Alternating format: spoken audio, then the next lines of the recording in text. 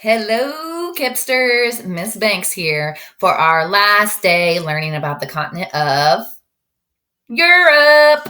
Yes. So we're still going to be talking about the country of Ireland. And we discussed a little bit yesterday about how they celebrate St. Patrick's Day.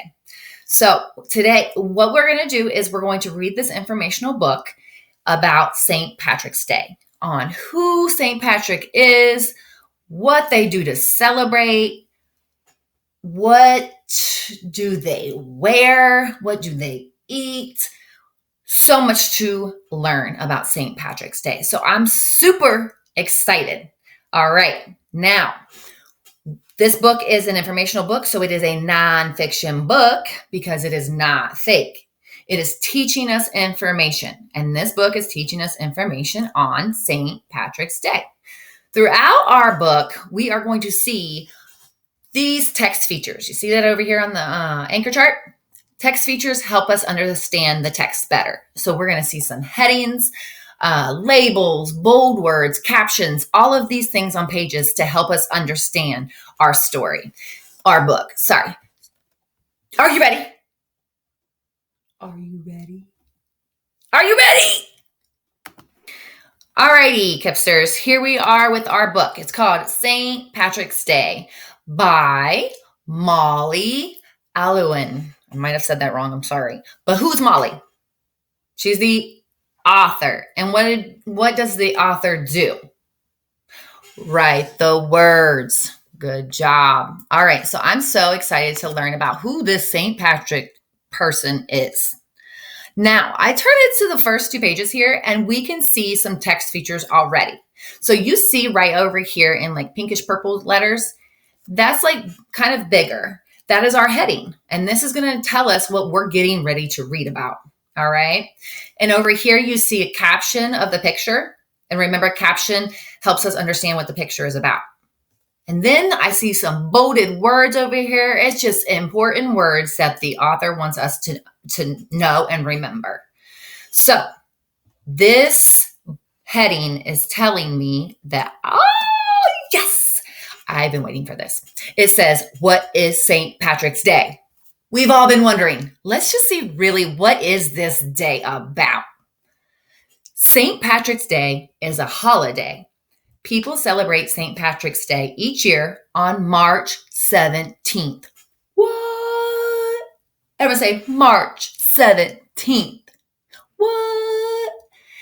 That's a very special day in my house. You want to know why? That's my daughter's birthday, Olivia. Her birthday is on March 17th as well. Okay, so each year they celebrate St. Patrick's Day on March 17th. And Irish people have been celebrating this holiday for over 1,000 years. And people from other backgrounds like to celebrate too. So in this picture, you see some kids wearing green and some clovers on their shirt. And let's read the caption to see what's going on. These children are performing in a St. Patrick's Day parade in New York City. So cool. Now over here in this, you see a man. I wonder who that is. The caption says the holiday honors St. Patrick. So this is St. Patrick. It looks like a very old photo, right? And remember, it just told us that people have been celebrating this holiday for over 1,000 years. So this is probably really old, right? Now, on St. Patrick's Day, people honor and remember St. Patrick. That means honor means like they give high respect to somebody, okay? So they honor and remember St. Patrick. People use ST as a short form for the word saint. St. Patrick was a priest in Ireland, and the story of St. Patrick spread around the world. So it had priest in Ireland bolded. It wants us to make sure that we know that St. Patrick was a priest, which is someone that preaches about God, and he was a priest in Ireland. Yes. Yes, I'm so excited for this page. I want to know who this man was. Like, yeah, he was a priest in Ireland, but like, what's his story? Why is he so special? So the heading tells us it's called Young Patrick. So it's getting ready to tell us who he is. I can't wait. Many people believe that Patrick was born in England. His family was rich. And when Patrick was 16 years old, he was kidnapped.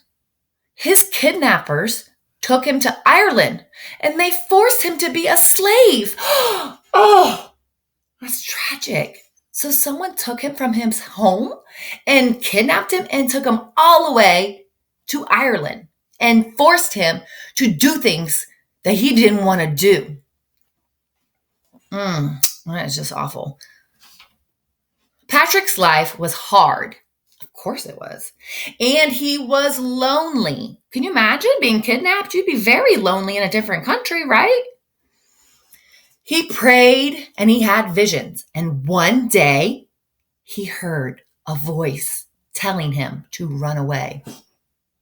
What would you do if you heard a voice telling you to run away? Run away. Would you run away? Well, Patrick escaped on a ship. When he was finally free, he went back home and began studying religion. And he became a priest. Yay, so he went back home. So then he was studying all about God when he went home. What? This is crazy. The heading says, return to Ireland. Are they seriously going to say that he returned to Ireland? No way. Let's read. In his prayers, Patrick heard God tell him to go back to Ireland.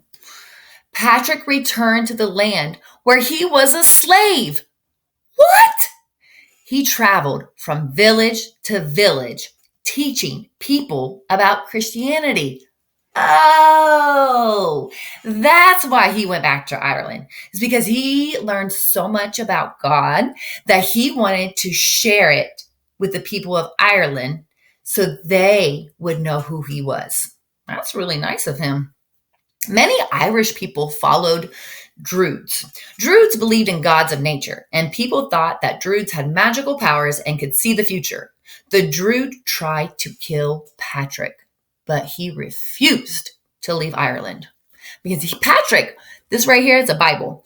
Patrick wanted people to read the Bible. Have you ever heard of a Bible? Let's go further. Now, I'm not going to read all of it because it's a lot of information, but I do want you to know that in Ireland, Patrick performed miracles and he helped build hundreds of churches and schools, and he offered kindness to many sick people. But then he died on March 17th. So that's probably why they celebrate St. Patrick's Day on March 17th. That is the day that he died. And then you see here, old picture here, right? And there's a caption to help us better understand it. And these people, they look like they're having fun. All right, let's read. It says, the heading says, Irish immigrants. During the 1700s, many Irish people left Ireland and went to live in America. So a lot of people in Ireland wanted to come to live in America where we live. Many of these Irish immigrants lived in New York and Boston. In 1737, Boston held the first American St. Patrick's Day celebration. Aw, look at that. And the family, this caption says, Irish immigrants brought their families and traditions to America. So that's how the traditions started in America, is their own Irish families were there. Look at them celebrating. What? So cool. So much green on here. And the heading says, feeling green. So it must be talking about something about feeling green, right? Green is Ireland's national color. The color green reminds people of St. Patrick's Day. And many people decorate their homes and offices, schools, and businesses with green decorations to help celebrate the holiday. Now, remember, not everybody celebrates this holiday, and it's okay. Okay. Let's go ahead and go a little bit further. Ooh, they celebrate with lots of good food. I'm all about food, music. Wow. They celebrate St. Patrick's Day by making music and dancing and performing. Whoa. I have these shamrocks. You see shamrocks on my scarf? That's a shamrock. Let's learn about shamrocks. I love shamrocks. Let's see. Shamrocks. Did you know what a shamrock is? No, tell me. A shamrock is a small green plant that usually has 3 leaves. How many? 3 leaves. It's a type of clover. A shamrock is a symbol for Ireland.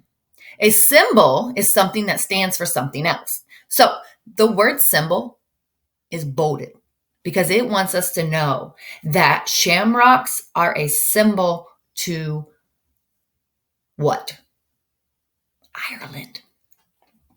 Now, let's see what it says over here. Oh, look at those. And I know sometimes you can find 4-leaf clovers, right? Those are really rare. But these 3-leaf clovers, do you know that according to legend, that St. Patrick used the shamrock's 3 leaves to teach people about the Christian Holy Trinity, the Father, the Son, and the Holy Spirit. The word Trinity means something that has 3 parts. And he used these to help people understand what the Trinity was. Look at that. Parades, kids loving it. Whoa.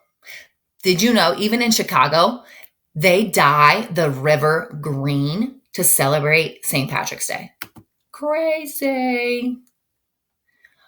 Sometimes you do crafts to celebrate. The end. No. All right. So I want to show you, I want to go back and just make sure that we really do understand what text features do to us. Hold on a second.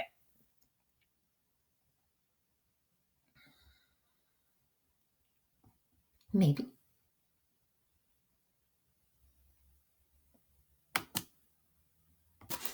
All right, to wrap this up, we read an informational book. And remember, informational books have headings. They can sometimes have diagrams, labels, bold words, and captions. And we've seen that throughout our whole book during learning about St. Patrick's Day. So right here where we learned about Irish immigrants, you see how it's bigger letters? That is the heading. And then you see how immigrants was bolded. It wanted us to make sure that we understood that many Irish immigrants lived in New York and Boston, and they were from Ireland, so they were immigrants. And then captions. We had a lot of captions under pictures, and the captions helped us understand the picture better. So we learned so much about Europe this week, and I can't wait to explore more.